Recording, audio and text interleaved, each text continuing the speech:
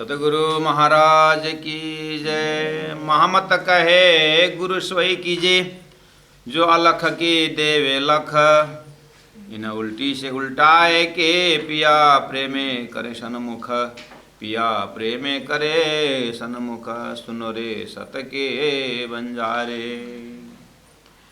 प्रणाम सुंदर साथ जी, प्रणाम। महामती प्राणनाथ जी किरंतन ग्रंथ इस प्रकरण में अब हमें तारतम्य सैद्धांतिक ज्ञान परोसने जा रहे हैं।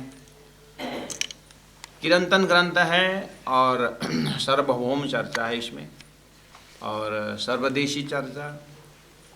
और हम बार बार यही याद दिला रहे हैं सुंदर साथ को कि यहाँ सभी प्रकार का ज्ञान और जागनी अभियान में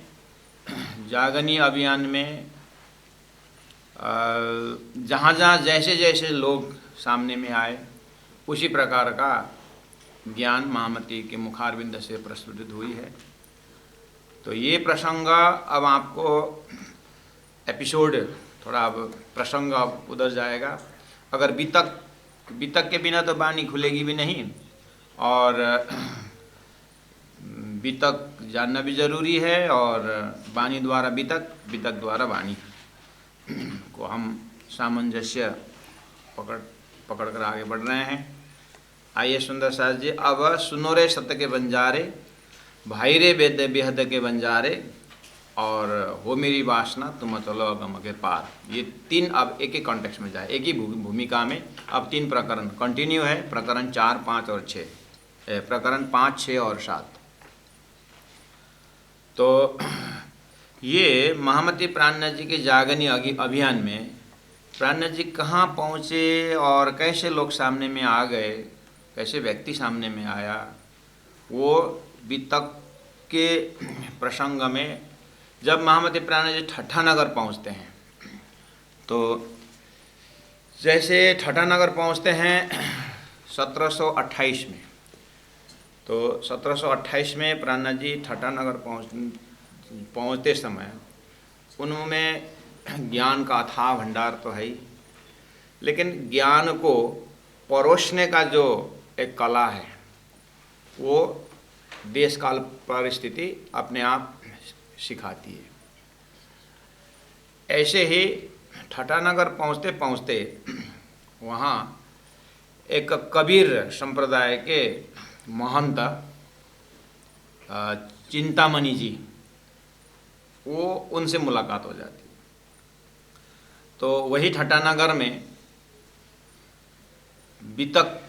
बीतककार लक्ष्मण सेठ, जो बाद में लालदासी महाराज हुए और परम नाम की आशाबाई की आत्मा रही, उनका भी ये ठट्ठानगर में ही अब इसी दौरान 1728 में इसी दौरान अब ये दो महान आत्माओं का मुलाकात ठट्ठानगर में होगी। तो सुंदर साथ जी, अब तो चिंतामणि जी की व्यक्तित्व के साथ सृष्टि के शुरू से आज तक ऐसे हजारों लोग होते हैं जो कैरेक्टर सबका मिलता जुलता होता है, कहीं ना कहीं किसी से रिलेटेड होता ही है। जैसे कोई एकदम छोटे से ही भक्ति भाव में है, भजन करता हो, ध्यान करता हो, तो लोग स्वतः बोलेंगे तो तुम्हारे घर में तो प्रहलाद ही आ गया, तुम्हारे घर में तो ध्रुव ही पैदा हुआ।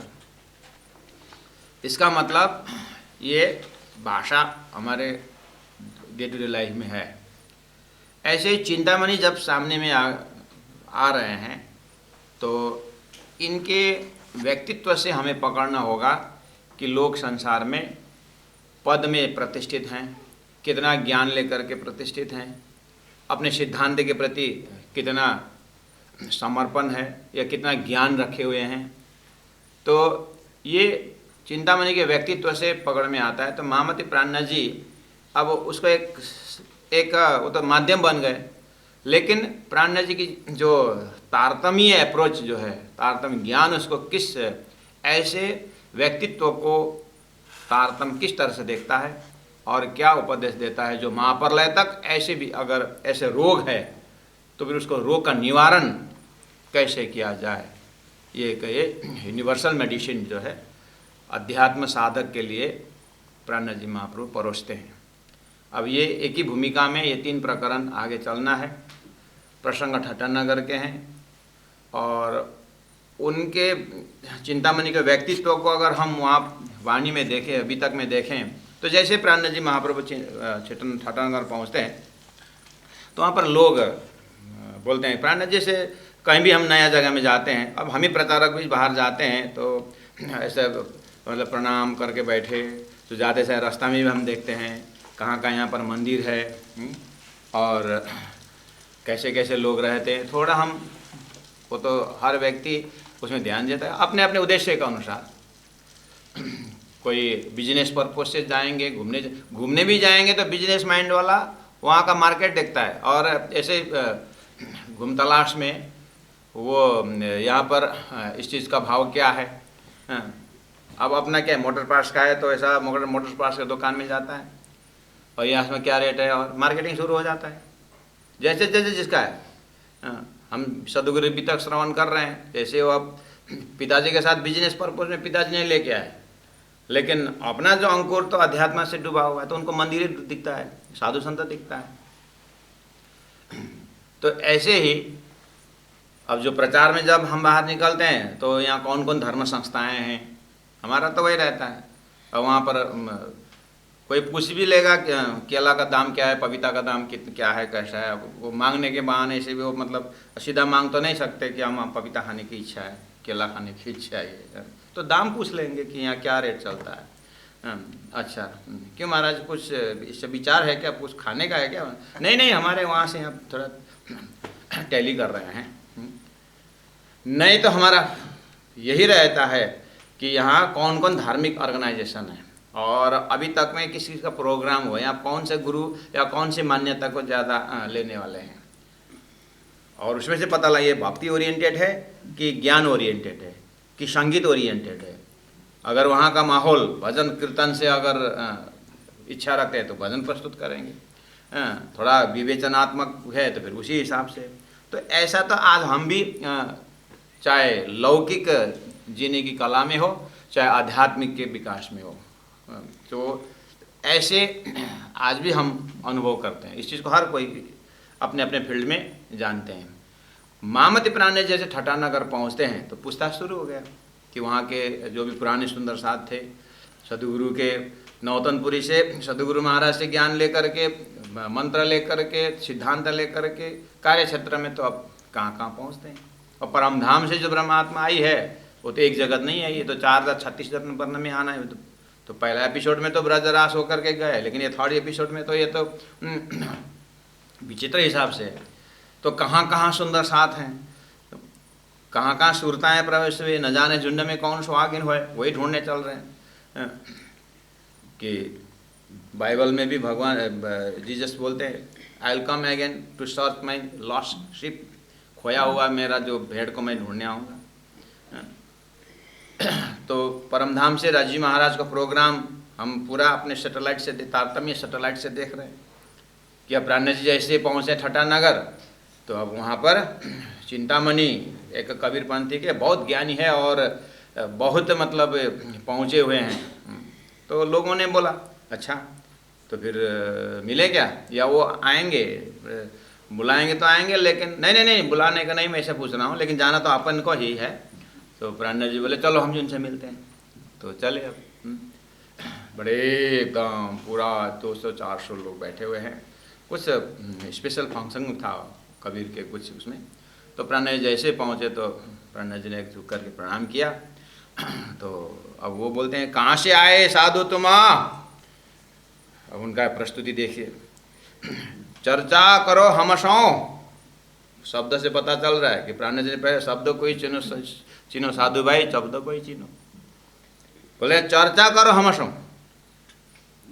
कि तुम हमको सुनाओ जो कुछ आवे, जो कुछ ज़्यादा आवे तुमको, अगर तुमको मेरे से ज़्यादा आता है तुम सुनाओ, या अगर तुमको मेरे से कम आता है तो मैं सुनाऊंगा। तो सुनाने में रेडी है। नॉर्मली कहाँ कथा सुनाते हैं लोग, नहीं सुनाते। लेकिन चिंतामणि एकदम टू बी फ्रैंक, या तो तुम सुनाओ तो हम सुनाएंगे। जो देने आए हो तो दो, मैं लेने को तैयार हूँ। सी रिसेप्टिव माइंड है। और लेने आए हो तो देवे हम, वो देने में भी खुला आता है और लेने को भी ओपन माइंड है, होना चाहिए ऐसा। देखिए तो कितना खुला है। तुम सुनो हम कहें, या तो फिर आसन जमा के बैठो, हम कहेंगे आप सुनो। जो होए चर्चा आत्म, लेकिन आप दो या मैं दूं, आप सुनो या मैं सुनाऊं, लेकिन मकसद है आत्मा की चर्चा होनी चाहिए। वाह, कितना फ्रैंक है ना चिंतामणि। लेकिन उद्देश्य बढ़िया है, लेकिन सत्संग होनी चाहिए। संसार में किसी की निंदा, किसी का मन, साधु के यहाँ कहाँ आते हैं, क्या खाते हैं, कहाँ रहते हैं, शादी किए कि नहीं किए, कितने बच्चे, ये सब उनका विषय वस्तु नहीं है। जैसे महात्मा का एक एरोना देखा, एक नूर देखा, तो बोले आत्मा चर्चा होनी चाहिए। चिंतामणि ने बोला, प्राणनाथ जी हाँ बहुत बड़ी बात है। फिर आगे बोलते, लेकिन वो विश्राम नहीं करता, प्राणनाथ जी को बोलने नहीं दिया, फटाफट बोलने लगे। तो अगर ज्ञान में आपका इंटरेस्ट नहीं है, चर्चा में इंटरेस्ट नहीं है, अगर आप चमत्कार चाहते तो फिर बोलो, कहो तो चतुर्भुज का दिखाऊं तुम्हें दर्शन, चतुर्भुज का दर्शन करा दूं क्या?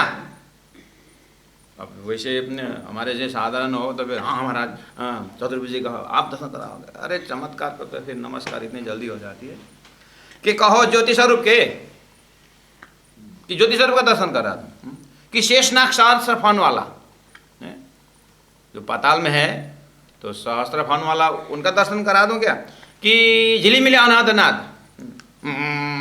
करके ब्राह्मणी प्राणायाम जैसे करके एकदम यहाँ से निकाल दूं क्या? झिलिमिली यह सब दिखावे, हमको सब दिखाने आता है। आपको क्या चाहिए बताओ? चर्चा करनी है या सुनने को भी आता है, सुनाने को भी आता है, आप जो करना है। ना तो तुम हमको दिखाओ, न तो आप दिखाओ। ज्यों कछु पावे होवे तुम, यदि आपको कुछ मिला है तो ये डिपार्ट वाला भी अगर आपके पास है तो दिखाओ।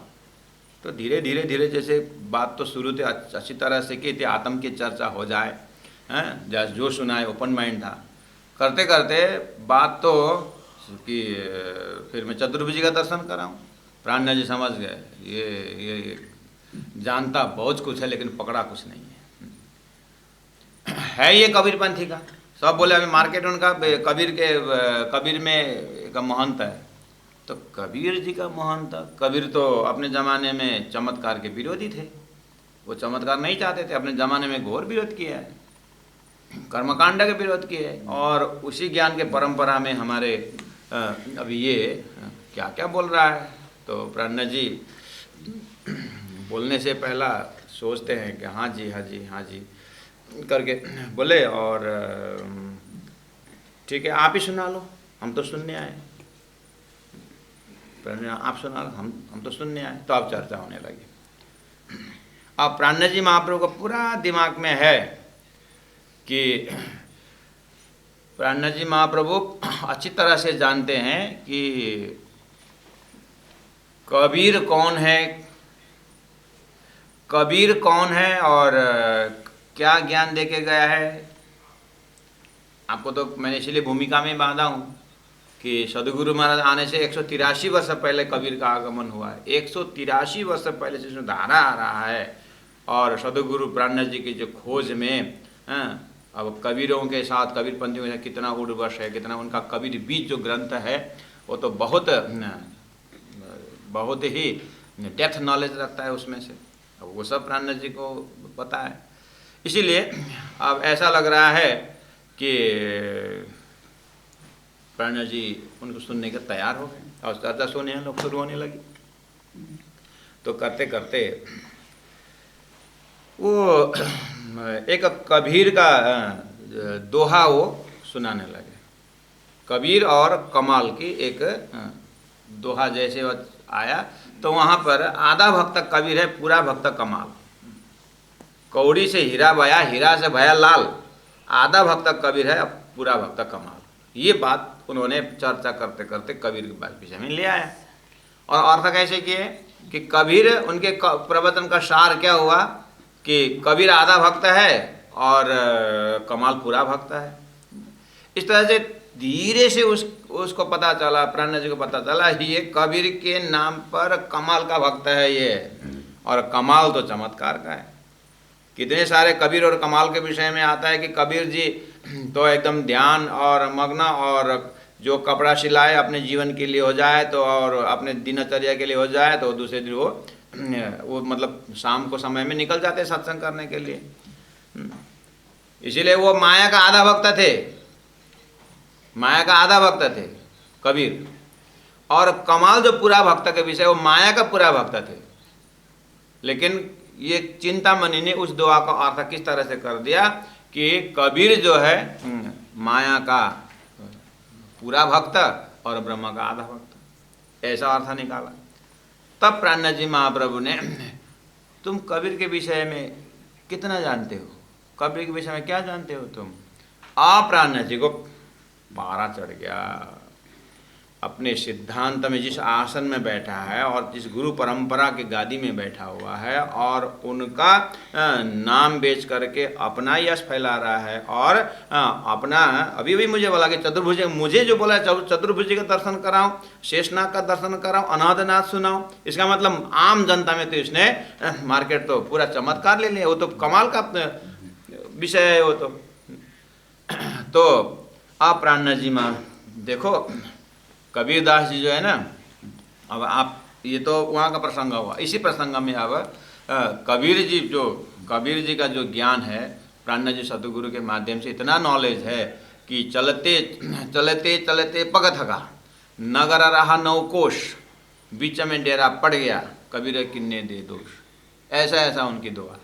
और नवकोश वाला और अक्षरधाम परमधाम के विषय में बहुत सारा कबीर का। इसीलिए अब आप किसी जगह बता दूं, जब ये वाणी के जो तारतम वाणी का जब आगे आएगा तो प्राणनाथ जी ने परमधाम से आए ब्रह्मात्मा तो 12,000 है ही, और अक्षरधाम से आए ईश्वरीय आत्मा 24,000 है, और ये सब दृष्टा रूप में आ रहे हैं, और दृश्य रूप में सारा संसार जीव सृष्टि जो सभी है, तारतम्य में कौन सा इस तरह से जाएगा।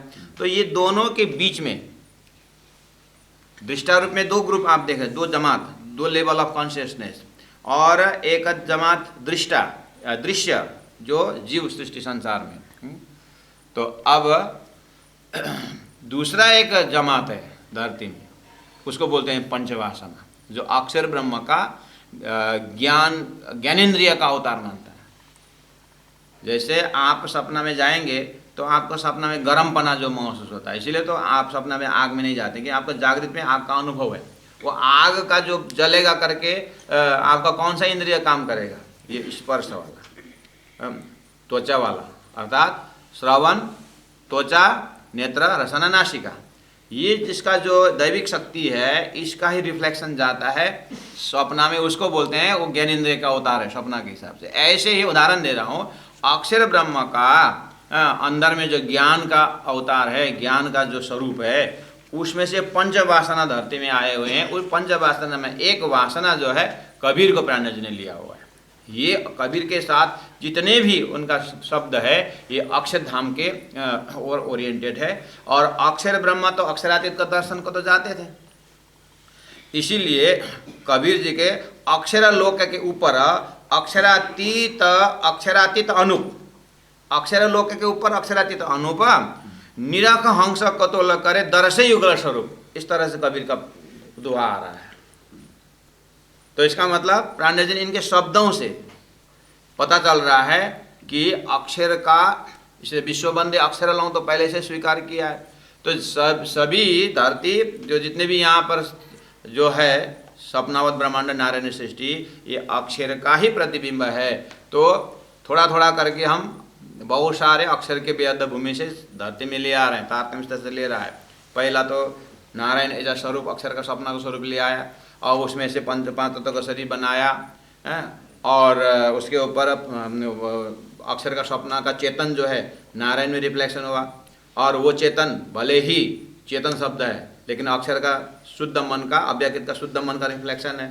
इस तरह से आपको धीरे धीरे करके सृष्टि भी इधर बन रही है। और सृष्टि का व्यवस्था भी देख रहे हैं, और फिर अक्षरातीत परब्रह्म से परम प्रेम संवाद होकर के ब्रह्मात्मा खेल में आने के बाद भी तारतम्य टच कर रहे हैं। अब इसी में एक और एपिसोड आप दिमाग में रखिएगा। इस तरह से अक्षर का स्वप्न से मन से जो नारायण सृष्टि बन गई है स्वप्न वाला, उसके सृष्टि में, आपके स्वप्न के सृष्टि में आपका मन जा करके जड़ चेतन बना। इस तरह से आपने पहला 1-2 लेक्चर में आपने ये पकड़ लिया है। अब आप दिमाग में और एक डालिए, वो है तो वो स्वप्न की सृष्टि अपना ही है, उसमें अपना जो ज्ञान का अवतार भी जाता है, अर्थात ज्ञानेन्द्रिय का सुरता भी जाता है। उसी ज्ञानेन्द्रिय के सुरता जा करके स्वप्न में नॉलेज रखता है, गर्मी ठंडी स्वरूप जो देखता है वो सब वहाँ अनुभव होता है। ऐसे ही ये उदाहरण है, ऐसे ही अक्षर द्वारा इस बना हुआ खेल में परमात्मा के आदेश से, परमात्मा के राज्य के आदेश से अक्षर ब्रह्म के पूरा पर्सनालिटी में, पूरा जागृत के व्यक्तित्व में उनका एक स्पेशल शक्ति, 5 शक्ति संसार में आता है जो अक्षर तक की बात करते हैं, क्योंकि आया अंकुर वहीं से है। इसीलिए प्राणनाथ जी वो आने वालों से एक कबीर जी को जगह लेते हैं। ये पंचभाषा में एक भगवान जी वैकुंठनाथ, महादेव जी भी इनके साथ, सुखदेव और सनिकादि का 2, ये तक कबीर भी पहुँचे सोए। तो 5, ये चौपाई बाद में जब आएगा उस समय में चौपाई के अनुसार व्याख्या करेंगे। आज हमें प्राणनाथ जी को छठा नगर पहुँचे और वहाँ पर कबीरपंथी में विराजमान वो चिंतामणि जी, और वहाँ पर चौपाई उतर गई है सुनोरे सतह के बंजारे। अब हम पहुँचे सुनोरे सतह के बंजारे, चौपाई नंबर 5 में पहुँचना ही है, प्रकरण 5 में प्राणनाथ जी सीक्वेंसली जा रहे हैं उनके हिसाब से। लेकिन वो प्रसंग कहाँ का है, तो वो इसका बैकग्राउंड जब हम बीतक द्वारा, चिंतामणि का व्यक्तित्व द्वारा, चिंतामणि का जो धार्मिक हेरिटेज जो है, उनका जो गुरु परंपरा है वो कबीर से, कबीर का पहुँच कैसा है, और उनको लेकर के एक क्या लेके चल रहे हैं। एक बार कबीर के भक्त ने बोला कि आज कमाल जी कुछ चमत्कार करने वाला जो भी है, और कमाल का भक्त और कबीर के भक्त में लड़ाई हो गए। कबीर का भक्त थोड़ा ज्ञानी है उसमें, और तुम्हारा गुरु को तो पावर नहीं, हमारा गुरु को तो। अब शिष्य को पता नहीं चल रहा है कि ये कबीर का क्या बैकग्राउंड है, कमाल का उनको तो बस सामने में जो है वही मिलता है। और कमाल जी के चमत्कार से बहुत लोगों को फायदा हुआ है चमत्कार से, तो उनका भी बहुत शिष्य हो गए। तो शिष्य में झगड़ा हो गया कि तुम्हारा गुरु को तो क्या ताकत है ऐसा वैसा, जबकि गुरु शिष्य वही है। कोई कमाल जी को कमाल को पुत्र भी बोलते हैं, कोई शिष्य भी बोलते हैं जो संबंध में, लेकिन दोनों ऐसे ज्ञान का बखार रहे हैं। तो झगड़ा हुआ, तो अब वहाँ पर एक दिन परीक्षा करने हो गए। कमाल जी को तैयार कर दिया लोगों ने कि आज आपको टक्कर लेना, हमारे दिखाना है, हमारे शिष्य को, हमारे कबीर जी के शिष्यों को आज दिखाना है, आपके ताकत दिखाना है। कबीर जी बोलते हैं, कबीर जी के पास आज वो कमाल ऐसा करने वाले आप चलिए आज, तो क्या करना है, वो शमशान घाट जाएंगे, एक मुर्दा वहाँ रहेगा, वो मुर्दा को उठा के चलाना। वेट, ऐसा थोड़ी होगा मेरा, नहीं आज तो करना ही होगा जैसे भी हो, आज नहीं तो हम हमारा कमाल के हो गया तो हम तो हार जाएंगे। जबरदस्ती कबीर को ले आए बेचारा। कबीर बेचारा ज्ञानी, क्योंकि यही तो भक्त के बस में भगवान बोलते हैं ना, तो ये शिष्य को बेचारा कुछ नहीं बोल सका, उठा के ले आए बेचारा कबीर। आकर के देखा और थोड़ा माला जगह फाँक फूँक किया, कुछ नहीं हुआ। वो नहीं क्या होगा, सब शिष्य लोग चुपचाप बैठे। अब कमाल की बारी आई। कमाल ने अब थोड़ा सा क्या, वो लाश को कुछ शैतान घुसा दिया, वो दौड़ा दिया, 3 फुट ऊपर उठा करके दौड़ा, लाश घूम घाम के आकर भी सो गया। तो अब कबीर की जय हो, कमाल की जय हो, खुश।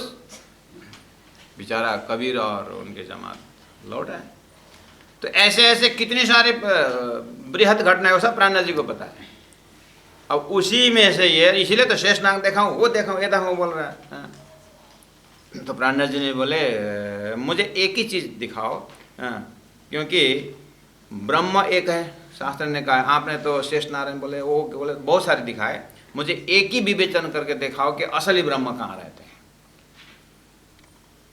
एकम सत विप्रा बहुधा बदंती करके जो विद्वानों ने कहा है, वो एकम सत ब्रह्म कहाँ रहते हैं वो बताए। इस विषय में थोड़ा चर्चाएं चली, तो चलते चलते बात बहुत आगे बढ़ गई। तो अब प्राणनाथ जी महाप्रभु ने, अगर तुम सच्चा कबीर का ही अगर तुम कबीर के शिष्य हो तो मैं एक बात कबीर का विषय में बताता हूँ। अब उन्होंने एक कबीर का दोहा बोल दिया, एक पलक तेज जो गंगा निकसी, हो गए 34 पानी, वही पानी 2 पर्वत ढांपिया और दरिया लहर समानी। आगे बोला, उड़ा मक्खी तरवर पर बैठी, बोली अमृतवाणी, वही मक्खी के मक्खा नाई, मक्खी के मक्खा नाई, बिना पानी गरबानी। और आगे कबीर जी कहते हैं, तीना गर्भे तीना गुना गुना तीनों जाए, वह तो पुरुष अकेला। अब आगे बोले, कहे कबीर या पद को बूझे, सो सदगुरु में चेला। ये पद को जो समझता है वो मेरा सदगुरु रहेगा, मैं उनका चेला रहूँगा। प्राणनाथ जी ने, अगर तुम सच में बहुत बहुत मतलब छलफल होने के बाद प्राणनाथ जी ने कहा कि ये कबीर का दोहा है, इसका अर्थ करके बताओ। जैसे ही प्राणनाथ जी ऐसा बोल के, तो अब ये तो उसको तो पूरा कंफ्यूज हो गया, वो तो चला गया दिमाग से। प्राणनाथ जी देखा अब ये काम नहीं आएगा, इसका अब यहाँ बात करना बेकार है, इसको अर्थ करके आओ, हम तो चलते हैं करके प्राणनाथ जी चल दिए। अब उसका दिमाग घूम गया तो शिष्य को बोलता है, ओए मैं तुम लोगों को बोलता था ना, जब मेरा वो पुराना डायरी लेके आओ। तो शिष्य को भेजा और डायरी जैसे लेके आया तो वो उन्होंने रखा था। आप खास बात सुनिए सुंदर साथ जी, जब ये कबीर जी बनारस में पढ़ रहे थे, सॉरी ये चिंतामणि जी जब बनारस में पढ़ रहे थे, तो इनके गुरु जो दूरदर्शी थे, बहुत पहुँचे हुए थे इनके गुरु, तो बहुत प्यारे थे अपने गुरु के, चिंतामणि बहुत प्यारे थे। तो एकांत में चिंतामणि जी को कहा था, तू बहुत अच्छा तेरा लक्षण है, सब कुछ है, एक बात मैं प्रिय होने के नाते, जैसे भगवान श्री कृष्ण अर्जुन को बोलते हैं ना, मेरे लिए सब प्रिय है अर्जुन, तेरे तू स्पेशल प्रिय है, विशेष प्रिय है, इसलिए मैं तेरे को गीता ज्ञान। ऐसे ही आशीर्वाद था चिंतामणि के ऊपर, इसलिए तो इतना बड़ा गादी में टेढ़ी मेढ़ी चाल होते हुए भी बड़ा कबीर का स्थान लेके बैठा था। गुरु का आशीर्वाद तो था। तो ये दोहा को लिखा करके कबीर जी के इस महावाक्य को तू पकड़ के रखना। तेरे जीवन में इस दिन, इस घड़ी, इस तिथि में एक महान गुरु आएंगे, महापुरुष मिलेगा तेरे को, उस समय में तो चरण पकड़ लेना, तेरे इसमें कल्याण है करके वो गुरु ने बताया। जैसे ही वो दोहा प्राणनाथ जी ने उच्चारण किया, उसका तो पूरा रिफ्लेक्ट हुआ दिमाग में, सारा गुरु का चेहरा और वो माहौल, तो मौन रह गया, खो गया वो। तो धीरे से होश में आकर के डायरी लेकर देखा तो वही दिन वही तिथि था। अब तो चिंतामणि से रहा नहीं गया, संध्या हो गया था, प्राणनाथ निकल गए। साधु कहाँ पहुँचे अब तो, क्योंकि पहले कहाँ रहे तो ऐसा कुछ पूछा नहीं था। प्राणनाथ जी वेट ही नहीं किया, उसने पूछने पर कहाँ से आए, अपना बात रखते रखते चला गया, बात आगे बढ़ गई और प्राणनाथ जी निकल गए। अब वो रात भर सो नहीं पाया, सुबह एकदम अर्ली इन द मॉर्निंग जो है कहाँ रहते हैं अब ये करके, फिर प्राणनाथ जी का ढूंढ ढांड के फिर प्राणनाथ जी के पास पहुँचा। सुबह ब्रह्म मुहूर्त में शरणापन्न हो गए और हाथ जोड़ के बोले, महाराज मेरी कल्याण करो। तो अब प्राणनाथ जी, अब जो चिंतामणि जी अपने गादी भूल गया, सब था पूरा जो भी सब भूल करके प्राणनाथ जी का ही चेहरा देखता है, वो गुरु का भविष्यवाणी देखता है, आत्मकल्याण की बात बोले हैं। अब तो 80% दिमाग तो बस। लेकिन हर गुरु परंपरा में, हर गादी परंपरा में हर गुरु का शिष्य एक अंतरंग होता है, एक बहिरंग होता है। अर्थात बहिरंग शिष्य भी होते हैं, अंतरंग शिष्य भी होते हैं। बहिरंग, अभी यहाँ पे चिंतामणि जी का भी बहिरंग शिष्य भी, अंतरंग शिष्य भी है। अंतरंग शिष्य मतलब गुरु का जो प्रवचनों में जो है, मैं इतना तक मैंने बताया, आगे तुम खोज करना और कुछ नए बीच बात मिली तो हमको भी सुनाना। ये तो आत्मीय चर्चा है, आत्मा महान है और ब्रह्म तत्व विशाल है, सभी एक ही सब हो जाए ऐसा नहीं। परमात्मा की कृपा किसके ऊपर कितना होता है, वो तो हम गुरु नहीं हैं, हम तो बस ब्रह्म तत्व चर्चा करते हैं। आपको नया चीज़ मिली तो हमको भी बताना। तो ऐसे ऐसे एक सखा भाव से जो बात करते हैं, ये सब अंतरंग में आते हैं। और कभी थोड़ा कुछ गुरु ने डांट भी दिया तो भी गुरु प्रसाद समझने वाले। ये जो है अंतरंग में, और एक बहिरंग होता है बाहर से बात करना, ये करना, हम तो इतना बड़ा पुराना हमारा पद्धति है, हम ऐसे जमात है, हम ऐसे कि हमारा ये है वो है, थोड़ा शो ऑफ ज़्यादा हो रहा है, वो बहिरंग, वो भी चलाएगी। तो ऐसे हर परंपरा में होता है और हर गुरु शिष्य के समय में होता है। कोई धार्मिक होते हैं, कोई आध्यात्मिक होते हैं। आध्यात्मिक वाले अंतरंग होते हैं और धार्मिक वाले बाहर से है, तो शिष्य ही है। एक बाहर से प्रोटेक्शन देते हैं और अंदर से कोई रस पीने वाले होते हैं। और ये अपने भाव के अनुसार गुरु से आशीर्वाद मिलता है, गुरु के नजर से बराबर होता है, फिर भी जो विशेष जो है वो अपने ही कर्म से, अपने भाव से वो गुरु से ज्ञान लेता है अंतरंग बहिरंग में। ऐसे ही चिंतामणि जी के जो अंतरंग भक्त थे, जो अंतरंग थे, उनसे बातों बातों में मैं कहता था ना कि एक महापुरुष का हमारे गुरुजी बोलते थे, बोला वही दिन है आज करके, बोले अच्छा वही है, आपको विश्वास है पूरा? हाँ मुझे तो एकदम विश्वास हुआ। तो चिंतामणि तो निकल गए, मैं तो मिलने जा रहा हूँ, हम भी जाएंगे करके मान के चलो। 400 जने उनके थे तो 200 जने अंतरंग थे, 200 बहिरंग वाले थे। अब बहिरंग वाले इतना पास में भी रहते हैं नहीं रहते हैं, हाँ, तो वो बार बार से प्रोटेक्शन देने वाले हैं। और चिंतामणि अब कहीं साधु से मिलने गए, साधु के काम में मिलने जाएंगे आएंगे, ऐसा व्यवहार तो रखना चाहिए करके उतना हार्टिली उसने इंटरेस्ट भी नहीं दिखाया। लेकिन जब मिलने आते हैं अपने टाइम में, तो कहाँ गए महंता जी? बोलते और कोई महंता है वहाँ पर, उनसे मिलने गए, कल भी वहीं गए थे। हाँ कल भी गए थे, हाँ, आज भी गए, क्या बात है, बार बार? बस फिर चले गए अपने दुकान खोले, वो खोले अपने उसमें, फिर शाम को आए तो फिर महाराज तो नहीं है। ये क्या चक्कर है, कौन आया महंत? हाँ, अब वही जा करके वहाँ पर वो नमन करने लगे तो फिर हमारी क्या हालत होगी? फिर घर में चले गए। थोड़ा हल्ला चलने लगे शिष्य मंडल के अंदर। और ये जो चिंतामणि जो है प्राण जी के पास जा करके अब सत्संग करने लगे। बस ये प्रकरण का भूमिका यही है कि अब प्राण जी महाराज ऐसा देखते हैं कि कहीं ये इतना बड़ा पद में है, और सदगुरु महाराज ने कहा है, महाराज मैं परात्म में मुलमिला में 2 आत्मा देख रहा हूँ, एक शाकुंडल आत्मा और शाकुमार आत्मा, जो है ना, इन लोगों की परात्मा हंस रही है और ये खेल में आए हैं और ये बड़े बड़े पोस्ट में बैठे हैं। अगर ये 2 धर्म में आ गए या वो तो बहुत बड़ा काम हो जाएगा, और इन दोनों आत्माओं को बहुत ढूंढना पड़ेगा, क्योंकि बड़े बड़े पोस्ट में, बड़े बड़े पद में है, ऐसा मुझे दिखाई दे रहा है। पर आत्मा तो दिख रहा है, लेकिन यहाँ कहाँ है अब ये ढूंढना पड़ेगा। तो अब मेरे से तो समय हो गया है, मेरा तो अब नहीं होगा, अब ये तेरी जिम्मेदारी। ऐसा प्राण जी सदगुरु महाराज के ऊपर एक लक्ष्य दिया हुआ है। तो न जाने जुड़ने में कौन सुहागिन हो। देखिए गीता तो अर्जुन को ही सुनाए थे विशेष करके, लेकिन आज सब धरती को गीता क्या, अर्जुन तो माध्यम बना ना। श्रीमद् भागवत का जो सार है, सुखदेव महाराज ने एकदम 7 दिन में मरने वाले वो परीक्षित को ही सुनाए थे। मरना तो 7 दिन में सभी 7 दिन में मरे, लेकिन परीक्षित को वो पात्रता को देख करके उतने ही ऊर्जा से सुखदेव ने सुनाया था। श्रीमद् भागवत विश्व कल्याण के, आत्मा कल्याण के लिए। कहने का मतलब कोई एक माध्यम बनते हैं और उस माध्यम को लेकर के सृष्टि को कल्याण होते हैं। ऐसे ही जब हम धान की खेती करते हैं, पानी तो धान में ही लगाया हुआ, लक्ष्य तो वही है, लेकिन अन्य पौधे झाड़ भी आते हैं, सबके कल्याण पानी से सबका ही, सबको ऊर्जा मिलती है। ऐसे ही अखंड परमधाम से तारतम वाणी जो है, आया तो एकदम ब्रह्मात्मा को टारगेट करके आ रहा है, लेकिन ईश्वरी जीव सबके लिए, अंतिम में महाप्रलय में सबको कल्याण के लिए।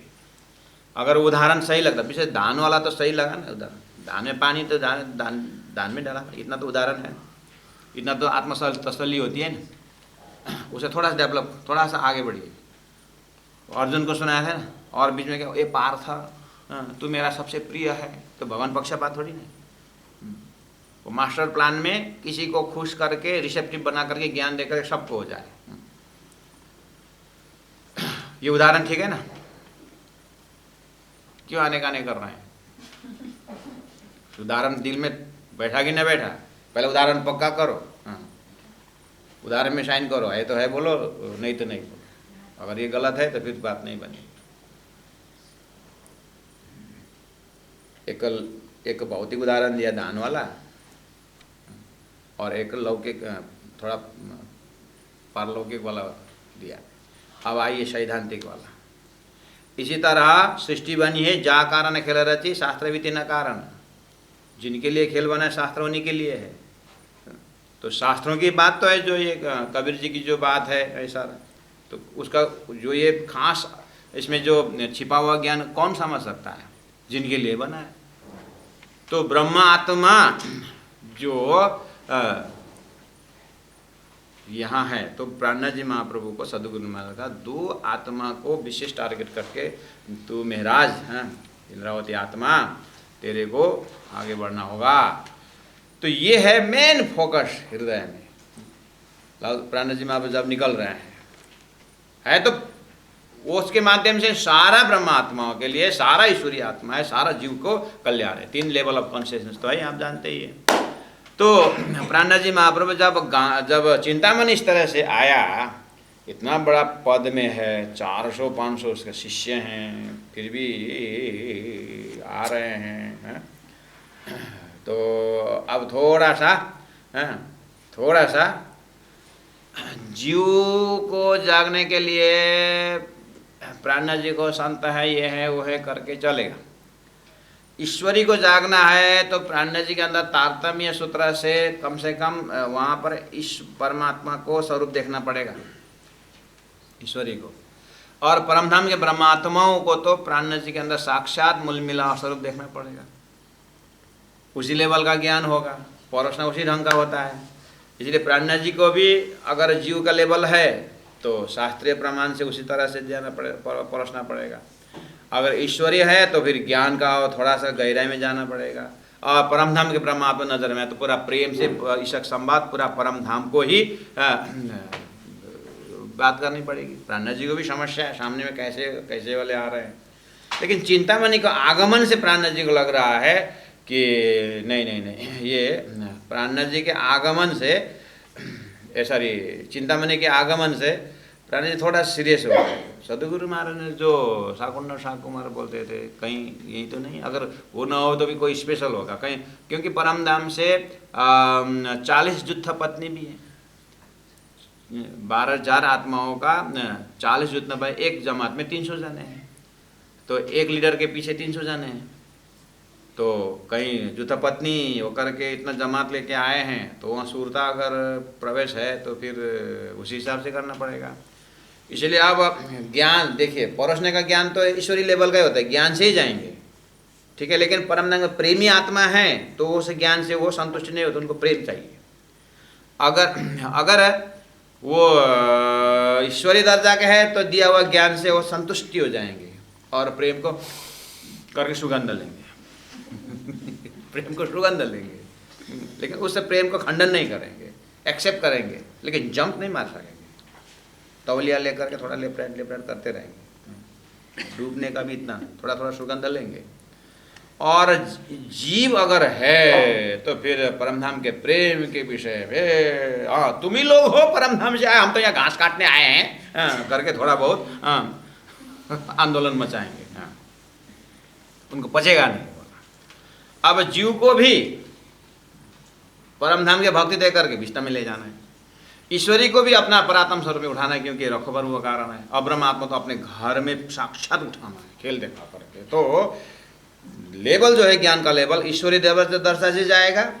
जीव हो तो कम से कम सहन करके घर में रहेगा, ब्रह्मात्मा में हो तो उसे संतोष नहीं होगा, आगे पूछेंगे, आगे ऐसा करके शंका होने आने लगेंगे। इस तरह से धीरे धीरे संचार होता है तारतम्य ज्ञान। अब ये बैकग्राउंड सब सदगुरु महाराज के माध्यम से पूरा कंसेप्ट तारतम्य अवतार श्री प्राणनाथ जी महाप्रभु सब पता है, इसीलिए अब सामने में आया चिंतामणि। अब ज्ञान जो है उसी ढंग से देना होगा। अब ये बैकग्राउंड आप दिल में रख करके प्राणनाथ जी अपना प्रवचन करते हैं। लेकिन समय प्रवचन तो कर रहे हैं, लेकिन चौपाई में कहाँ से प्राणनाथ जी को जैसे चौपाई उतरे अब उन्होंने शुरू कर दिया, तो चौपाई आए और चौपाई से शुरू किया, ऐसा नहीं। ये प्रवचन का भाव है। दिन भर प्रवचन करते हैं, और अब प्रवचन का दिन भर जैसे ध्यान बैठते तो चौपाई उतरती है, और चौपाई उतरी तो दिन भर का जो लेक्चर है, जो भी प्रसंग है, चौपाई, अब चौपाई एकदम जोश में चौपाई आई तो मोमिनों ने लिखे, सुंदर साथ ने लिखे, वो वाला चौपाइयाँ रखा हुआ है, वही प्रवचन का भाव है, लेकिन अब सिस्टमेटिक चौपाई में आ गया। तो जो प्रवचन है, जो ज्ञान दिए, वो ज्ञान देते समय भी तो पूरा लेक्चर तो कंसंट्रेशन से करना पड़ेगा ना। गुरुजी मंगलदास जी कहते हैं, अब तुम आधा घंटा अगर तुम लोग प्रवचन करोगे तो मान लो कि वो तुम नहीं सुना है, इसलिए जितना आता है सुनाया करो। तो सुनाओगे तो तुम्हारा मुख से निकला हुआ आवाज तुम्हारे कान से घुसेगा, क्योंकि अन्य ने सुनाया तो तुम सुनते नहीं हो, तो तुम स्वयं सुनाओगे तो तुम्हारे कान में घुसेगा, गुरुजी बोलते थे। और कभी कभी वो मंदिर में चर्चा करना का होता था, गुरुजी थोड़ी थोड़ी हम प्रवचन करने को सुबह उसमें, तो गुरुजी कोई तो नहीं आता है, क्यों सुबह सुबह सुनाने का बात, कोई नहीं आता है, कोई नहीं आता है गुरुजी, तू तो आता है ना, मैं तो प्रवचन सुनाने आता, चर्चा के लिए आता मैं तो होऊंगा ना। तो तेरे सामने में वो मंदिर का पिलर नहीं है, मेन पिलर नहीं है, खंबा वो तो है, तो उसको सुना। गुरुजी वो थंबा को सुनाने को बोलते थे। तो कहने का मतलब क्या है कि मुख से निकलता हुआ कान में। तो प्राणनाथ जी महाप्रभु जो सुनाते हैं दिन में, जो उपदेश देते हैं, वही रात को राज्य के जोश से वो समराइज होकर के चरण छेद ते तो आवश्यक सही पासल साथ में बानी गई, पीछे आने सुंदर साले बानी रखी गई है। तो प्रसंग वो है। अब उपदेश कैसा था होगा, वो धनी ने समराइज करके चौपाई में दिए। प्रवचन कैसा था, सुनो रे सत्य के बंजारे एक बात कहूँ समझाई। अभी हमने शुरू में थोड़ा बहुत इसको गायन करके आनंद भी लिया, यही प्रसंग है। अब प्राणनाथ जी ने इसे कल्पना करना सुंदर है, कल्पना का बहुत बड़ा पावर होता है। हाँ, पूरा स्टेज वहाँ पर प्राणनाथ जी बैठे हैं आसन में, और चिंतामणि जी आए हैं, और उनके 100-150 उनके श्रोता आए हुए हैं। प्राणनाथ जी तो फायदा हुआ ना। अब भक्तों को ढूंढने की जरूरत नहीं पड़ी ना। देखे तो राज्य की कृपा, वो श्री कृष्ण भी तो राक्षसों को ढूंढने कहाँ गए, तो वो क्या जरासंध को पकड़ के ले आए, और जरासंध को वही लेके आता था सब राक्षसों को, और श्री कृष्ण बैठे बैठे सबको वध करते थे मथुरा में, सबको अपना विष्णु शक्ति को प्रयोग कर देते थे।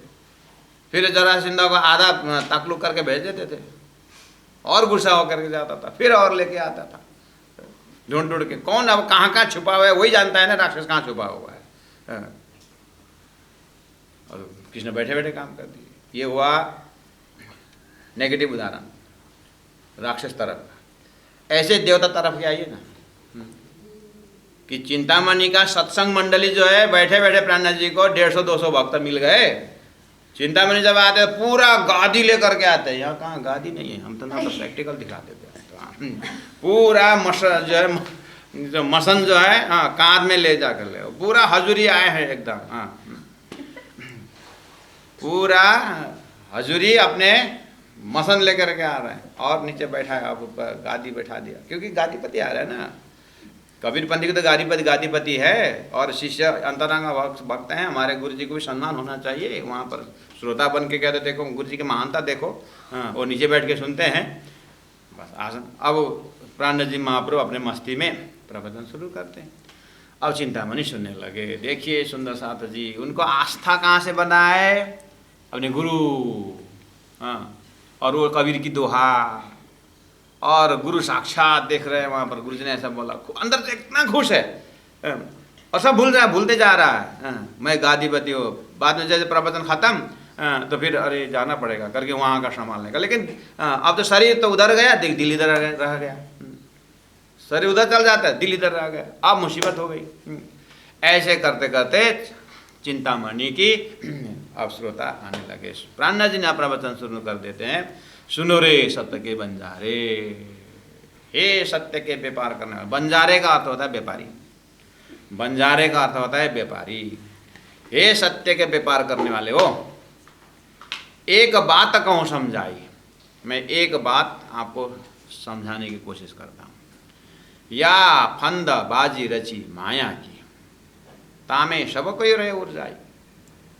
बस अब ज्ञान शुरू हो गया। अब प्राणनाथ, अब सुंदर साथ जी आप लोग बिल्कुल अब ये बैकग्राउंड को लेकर के हृदय में, अच्छा चिंतामणि, अब स्वयं चिंतामणि होकर के बैठेंगे तो बहुत अच्छी बात है।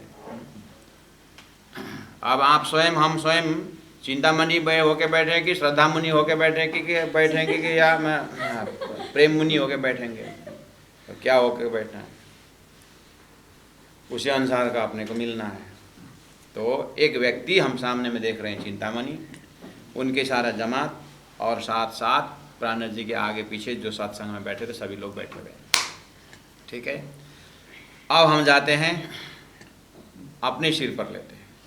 अब हम थोड़ा अब ये शब्दों को अपने व्यवहारिक इसमें एकदम नज़दीक से देखने का प्रयास करते हैं कि प्राणनाथ जी के माध्यम से तारतम वाणी अर्थात राजी महाराज, हम एज अ ब्रह्मात्मा राजी महाराज किस तरह से हम समझा रहे हैं कि हे आत्मा हो, तुम कैसे फ्रीडम में रहने वाले, कैसे ब्रह्म के यानी उस कालातीत, उस स्वतंत्र आनंदमय सच्चिदानंदमय भूमि में रहने वाले ब्रह्मात्मा हो। आपको खेल देखने की इच्छा, अक्षर का खेल देखने की इच्छा से आप आए हैं, और कैसे में फंस गए आप करके राजी महाराज हमारी चिंता रख रहे हैं। और उसी भाव से अब अपने को देखना होगा कि अब ये राजा का पुत्र राजकुमार मस्त अपने घूमना फिरना हो तो समझेंगे नहीं यहाँ कहाँ है, यहाँ पर ये कहाँ है, कहाँ दुख है ये पर। गुरु जी दीनदयाल जी महाराज कहा करते थे तालीम में कि पहले वो जब घर में थे और या गुरु जी मंगलदास जी के उसमें तो पेपर में पढ़ते थे कि अकाल पड़ने से इतने लोग मर गए करके पेपर में आता था, अकाल पड़ने से। तो दीनदयाल गुरु जी पूछा ये अकाल पड़ने से मतलब क्या है? भूखमारी से, खाने को नहीं मिला इस तरह से मरे हुए ऐसा। तो खाने को नहीं, भूख से भी लोग मरते हैं करके। और 200 मन धान घर में है और 19 जने तो घर एक ही परिवार में, खाली लड़का और लड़की, बेटा और बेटी। अब उसका अब मानो हिसाब लगाओ 10-10 एवरेज में देखो तो भी 200-400 तो घर में ही परिवार। और इतने बड़े परिवार में भंडारा लगता है। दीनदयाल गुरु जी के परिवार की बात कर रहा हूँ, हमारा दादाजी के, तो बढ़िया से एकदम सेंटेड धान का एकदम अपने लिए धान अलग है, साल भर पहुँचने वाला बेचने वाला धान अलग है, कभी भूख का अनुभव किया ही नहीं है। तो पेपर में अकाल में मृत्यु तो समझ में नहीं आता था कि अकाल क्या होता है। भूखमारी से भी लोग मरते हैं, कभी पेट भूख का अनुभव किए नहीं। जब तालीम शुरू हो गई नौतनपुरी में, और तालीम में बैठे बैठे कभी कभी उपवास पढ़ना पड़ रहा था, कभी कभी आप हैंडीकैप, कभी टाइम में नहीं पहुँचते तो भोजन छूट जाता था, या जो ले आने वाले वो भूल गया, कुछ भी हो।